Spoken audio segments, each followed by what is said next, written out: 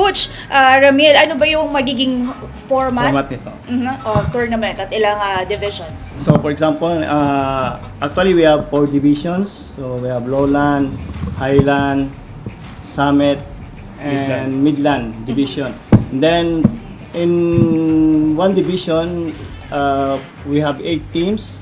And then yung 8 team na yon magsi-single round robin. And then after that, final 4 will be playing in the semis, 1 versus 4, 2 versus 3. Then, yung walang talo, yung top 1 na walang talo, twice to beat advantage in semifinal. And then, pag halimbawa natalo siya ng isa, and then sa finals, knockout run na lang siya. And then, yung after that, yung 4 division na yan, merong kanya-kanyang champion in different division, and then mag-limit sila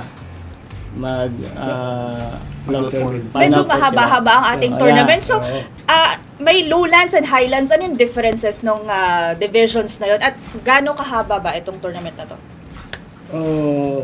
Actually, we are just targeting at least 8 teams per division.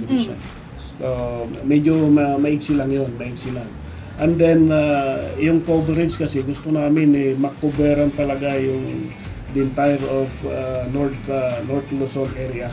Kasi sabi nga natin, and, there are a lot of players magagaling coming from the provinces and playing in Manila.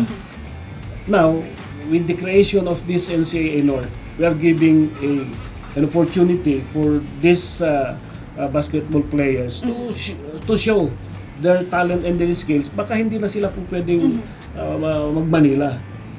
Dahil as per experience, maraming nire-recruit na players from the provinces. Pagdating sa Manila, meron yung mga culture shock. Kaya bumabalik.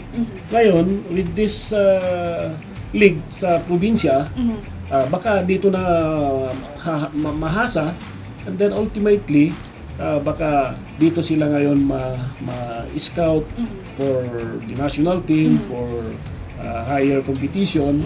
So this is an opportunity for grassroots players, provincial players.